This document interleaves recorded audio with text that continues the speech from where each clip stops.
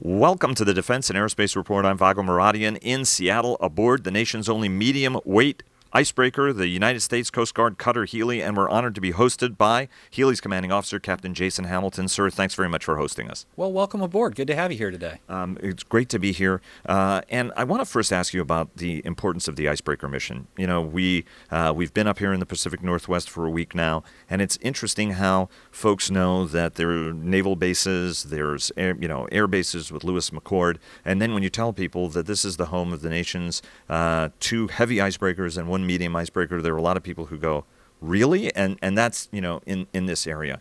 Why is this mission so important coming from somebody who's done the mission for as long as you have? Sure. Well, the United States is an Arctic nation. And as an Arctic nation with Alaska, it's important for us to be able to have presence and access throughout the Arctic to conduct all of the Coast Guard's mission sets.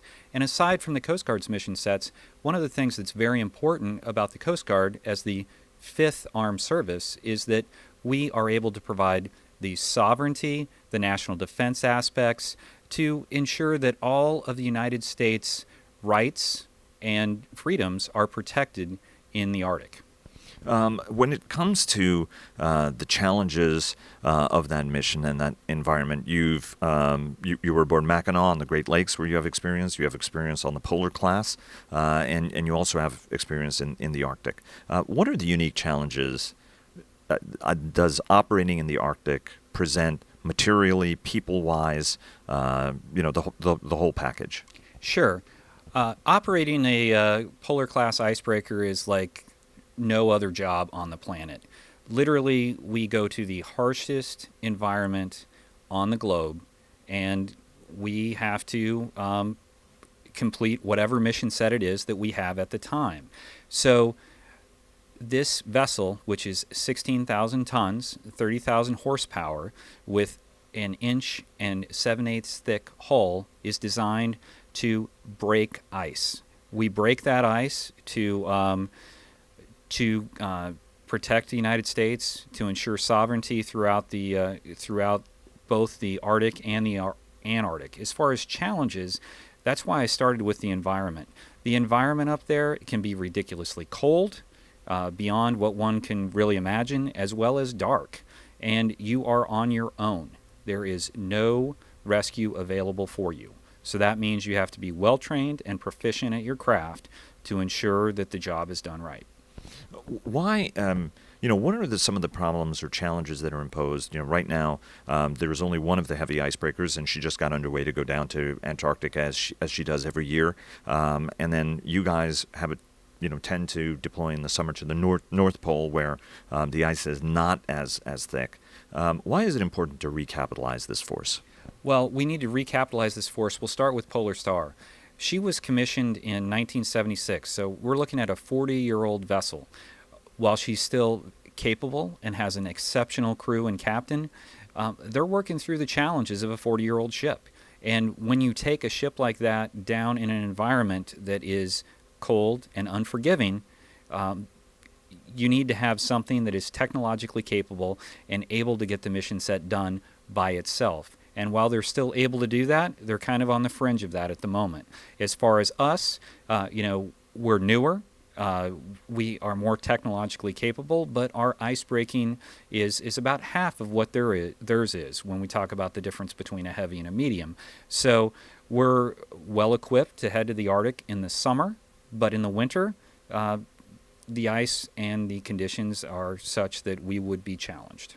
How, from a climatological standpoint, I mean, you've been in those waters for a long time. Those who've been in the Arctic, we recently came back from Canada. I was talking to some Canadian officers, some of them who have had 35 years in uniform, and they'll say the Arctic is very, very different than what it was when they were a junior officer, whether as an aviator or as a ship driver, or even as a soldier. They've noticed some differences there. What are some of the differences that you've seen over your career in both the Arctic and Antarctic?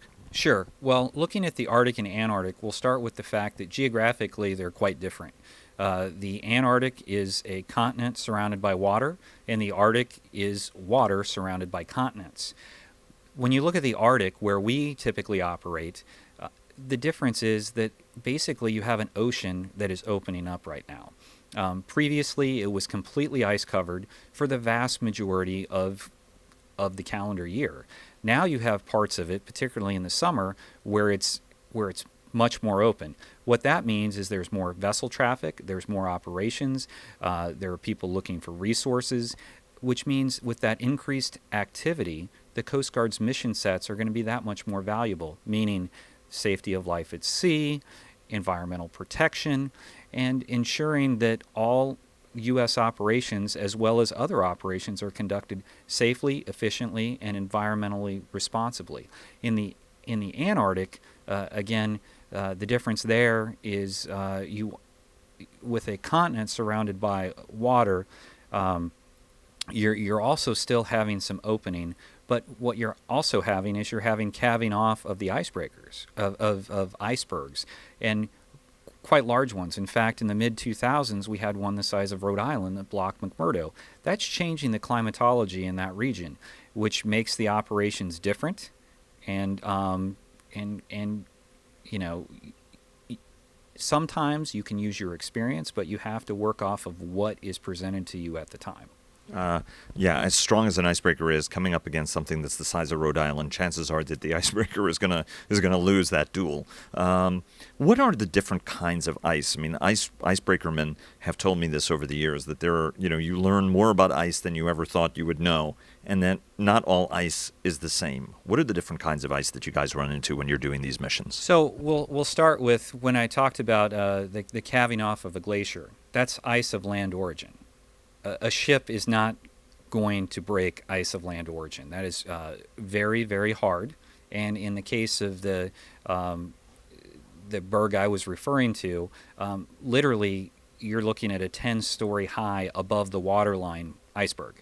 I mean, these are not things that this ship is designed to break. So that's the ice of land origin. Then there's ice of sea origin. And then ice of sea origin, you have first-year ice, and then you have multi-year ice. And with the first-year ice, there's many different technical terms, but we'll go and we'll just say that there's light ice all the way up to heavier, thick plate ice.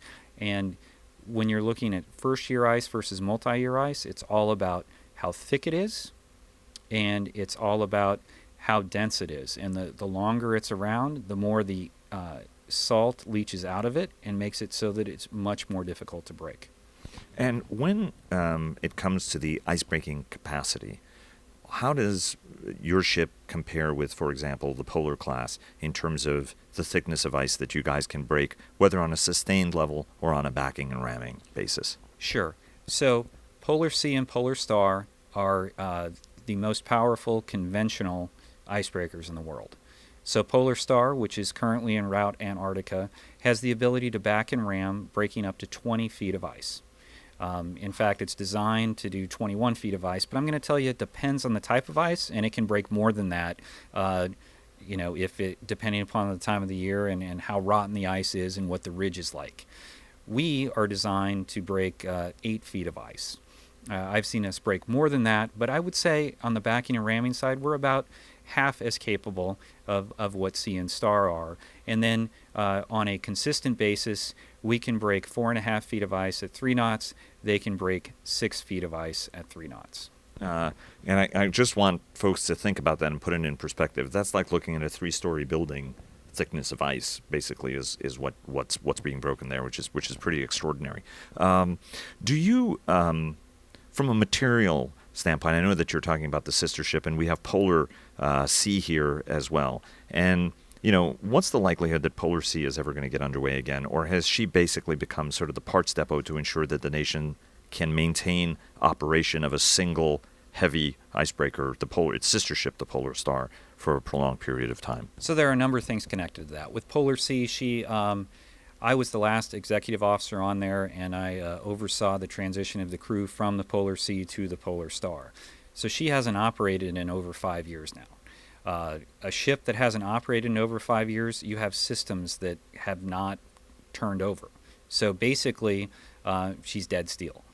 To bring her back, we recently did a study to determine what it would take, and that's going to be released shortly. But needless to say, it would be hundreds of millions of dollars to bring that ship back into service. And as far as the parts use, yes, some of the parts from Polar Sea are on Polar Star, and there's a process to be followed. Congress ensured that we make sure that we document what's going from point A to point B, but it is limited pieces and parts for each of those ships, many of the critical ones being on board Polar Star at the moment. You have a lot of experience. Obviously, the Coast Guard has framed its plans for 3 new heavy icebreakers and 3 new medium icebreakers. Do you think, as somebody who is the operator, what are some of the capabilities that you think should be on this new class of ships? What are some of the things that, when you're doing your job out there, are things you're like, boy, these are the things that are core and musts for us? Sure. When we talk about the studies and the operational requirements that we've put forth, there has been a lot of thought put into what we need. And when we talk about the technologies, first and foremost, it's power, size, and weight. And that's so that we can break the ice and have that, provide that presence and access. Now, as far as the other technologies that go on board the ship, the intent on having this is that it will have the size, weight, and ability that we can move it around and change it depending upon what the mission set is. Some of the technologies that I have grown accustomed to and think are quite effective are an ice radar, which really can give you a great picture of what's near and around the ship, the ability to pull down ice imagery, that can, again, help you strategically look at the ice. And then internally within the ship, it's having cameras and other technologies about the ship so that we can optimally operate the ship with fewer people.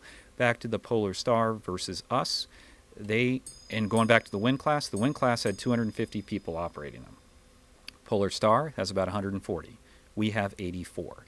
What we are doing organizationally as the Coast Guard is trying to maximize technology to ensure that we're able to operate these ships at the highest level with the fewest number of people to maximize the tax dollar for the American public.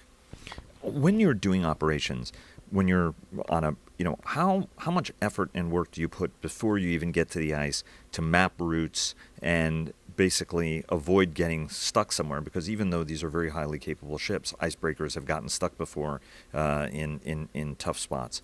How much planning goes into it before you even start your mission? Sure.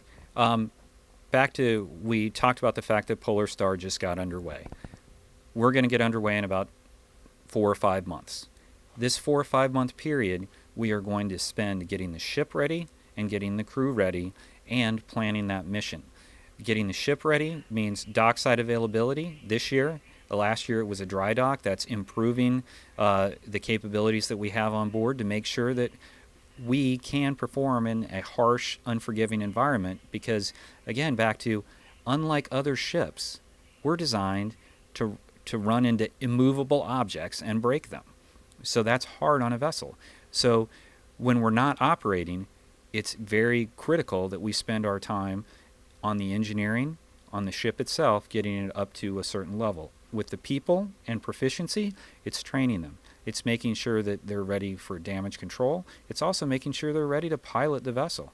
We have ice pilots on board here that are trained to read the ice and know how to get through it. And on the planning factor that you asked, it's working with either the Science Party, the Office of Naval Research, the Department of State, depending upon what the project is that we're doing. It's crafting out in advance strategically how we're going to do this job. Again, with no deep water port in the Arctic, Dutch Harbor is your closest entry. That's at 54 North. We operate up in the 80s. So we're talking thousands of miles to get to where we operate. So you need to have a fuel tank that's massive. We carry 1.2 million gallons of fuel. That said, we burn anywhere from 10 to 30,000 a day. So it's planning what your fuel consumption is. It's planning what your logistics are. It's planning what your science pieces are. It's planning what you're going to do operationally. So my operations team, we're spending our time, as is our engineering team, putting together the mission for next summer right now. And then each and every day when we're underway, we're planning on a minutely basis, hourly basis, daily basis. So we're looking tactically at the near term on how are you breaking the ice directly in front of you, but more so strategically on where are you going to get to over the horizon and how can you complete the mission set for that particular mission. And when you guys have a casualty, whether it's a broken prop blade or something like that, how many of those things have you seen over your career, whether it's been a big engine casualty, be it a fire, obviously not something big, but ships always have, fire at some level that sometimes occasionally happens. What are some of the key ones over your career that you look back on and you say, boy, thank God we had the training and a couple of spare blades or the parts or at least the human talent aboard? So fortunately, what I've had the good fortune of working with are trained maritime professionals that plan effectively to minimize the risk and to minimize the types of emergencies you're discussing. On board Healy and on board Polar Star, the other thing that is critical to an icebreaker are redundant systems. On here, we have 4 main diesel engines that each can provide power to the planet. So if I lose one, I have 3 more left. And as far as maximum ice-breaking capability, I can get to my max horsepower with 3. So if I lose one, I'm fine. And the way that they're wired into the system, I can use any of them for either of the props astern. Similarly, on board Polar Star, they have 6 main diesel engines and 3 turbines. So again, you lose one, you have the ability to wire in other things. Now, when I served on Polar Star, we did have the misfortune of losing our port turbine. And what that did was it made it so that we were not as effective in completing that mission. So we had to rely on the center line and the starboard shaft. And with the port shaft, we were on our main diesel electric. So it was not the same type of power. But I have had the good fortune of not having a situation where we've thrown a blade or been in a situation where we're stuck for any prolonged period of time. That said, when you're planning out a mission, sometimes you may not necessarily get the ice imagery you want, and you end up in a place that is not ideal. Last summer, for example, we had a period of time where we spent 3 days getting through about 15 to 20 nautical miles of ice. We found some of the thickest ice in the Arctic.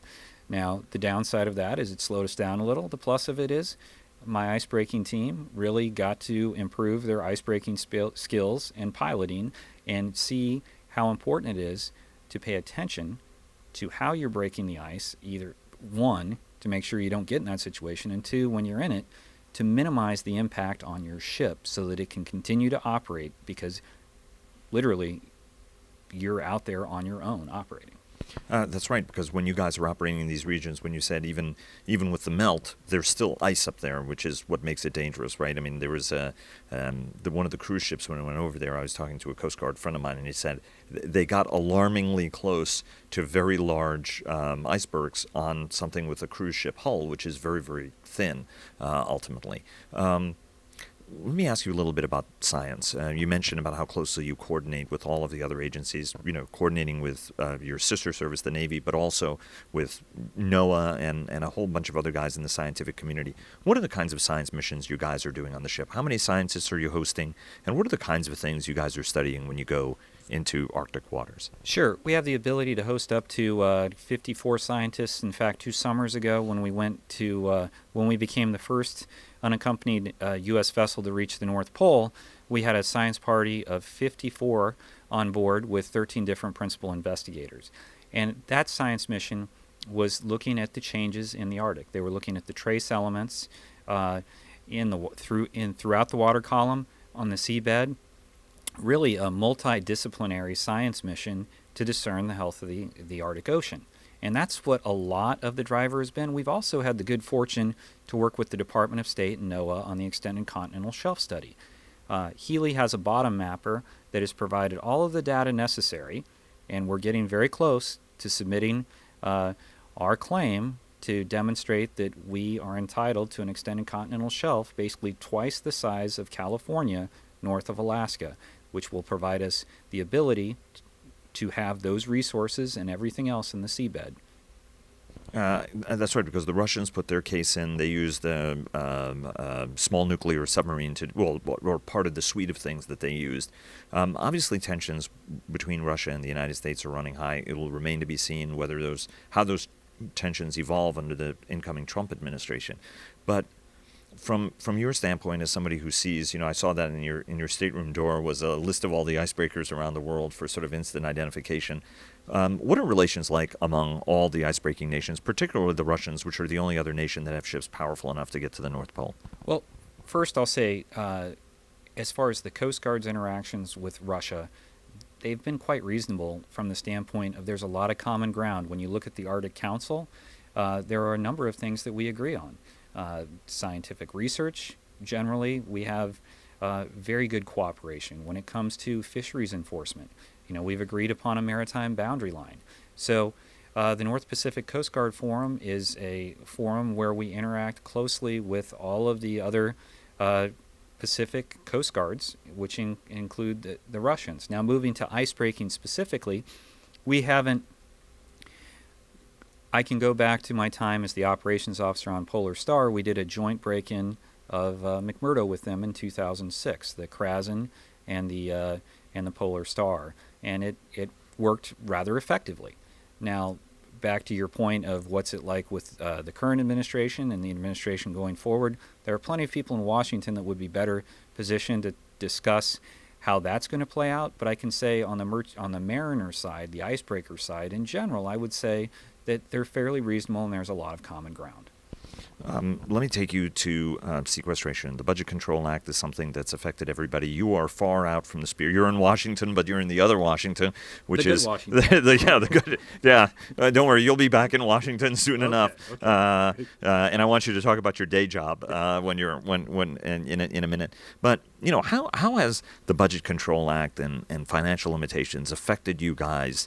Every unit we talk to, they talk about deferred maintenance, other sorts of challenges. What are some of the things that you guys have experienced and you've seen in your time in the icebreaking force living under financial constraints? Well, what I can say is currently Healy is actually pretty well resourced, and we have found ways to make sure that our dock sides and our dry docks happen on schedule, and there haven't been a ton of deferred maintenance on here. My days on the polars, however, and this is dated, we were impacted, and it put us in situations where you had to make difficult calls as to where did you put the money to ensure that you were as operationally sound as you could be.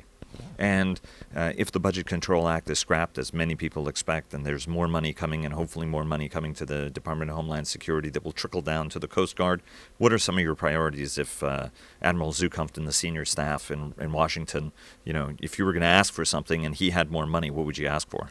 Well, I think that the Commandant has the right idea, which is focusing on the new acquisition.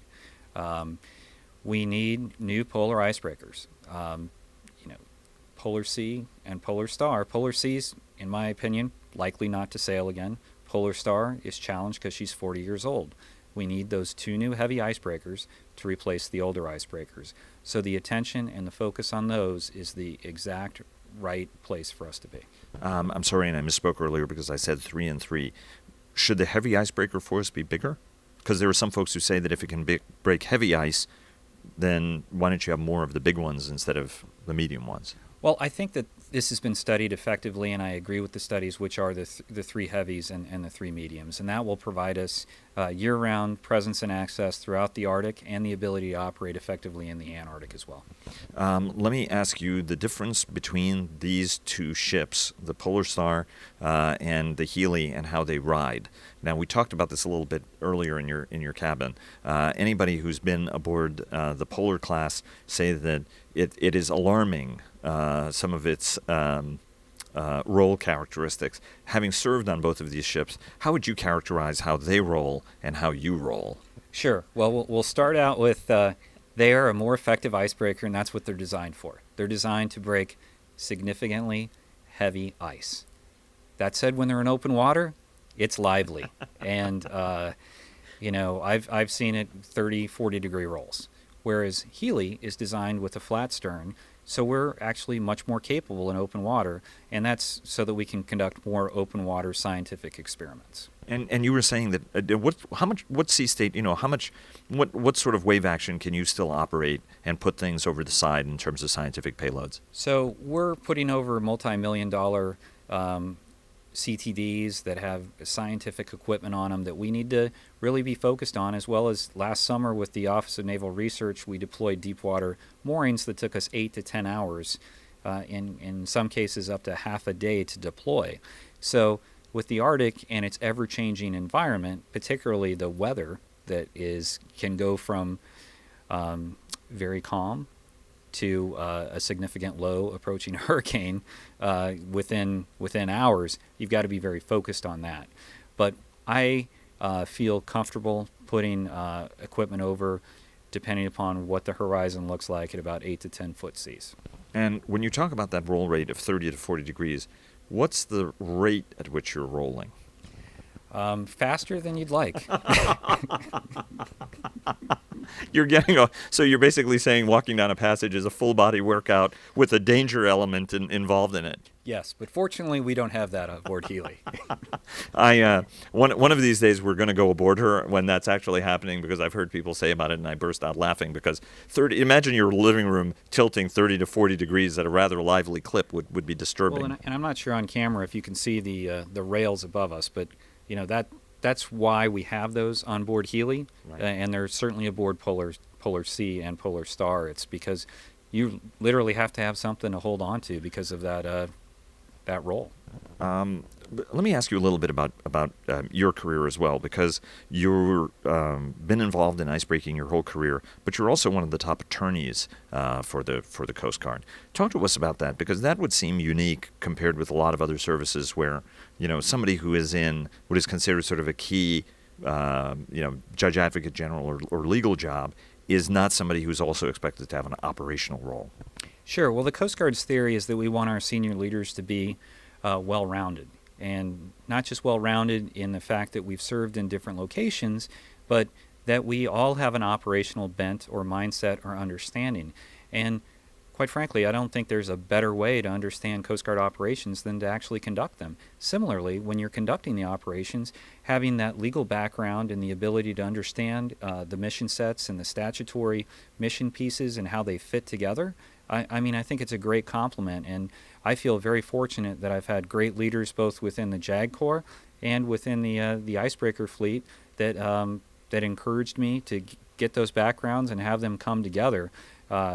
Many people wouldn't necessarily see that as a natural fit, but I think it works quite well for our organization. And last question, you said that basically icebreakers are the coolest mission. What makes it the coolest mission, and what are things in your career that have made it special, and or moments that you remember that saying like, holy cow, I'm at the North Pole, for example? Sure. Well, in many people have read about icebreaking, they've read about the Arctic, they've read about the Antarctic. There's something I will call polar fever, and that's basically once you've been north or south, it kind of gets in your blood, and it's operating on a place on the planet that's like no other. If you think about Star Wars, you go back to the Hoth planet. That's kind of what it looks like, and you're up there by yourself in this environment that you're getting to discover new life. We did that last summer. We found two new jellyfish and a new benthic ctenophore. You're getting to do things that people haven't done before. Getting to the North Pole, for example, or just being down in Antarctica with an active volcano sitting off of a science station. These are just experiences that you can't get anywhere else, and we actually get paid to do this. Sir, thanks very much for hosting us. It's a great honor, and hope to get underway with you someday. We'd be happy to have you aboard, and just reach out to us. We got a berth for you. Thank you, sir. All right.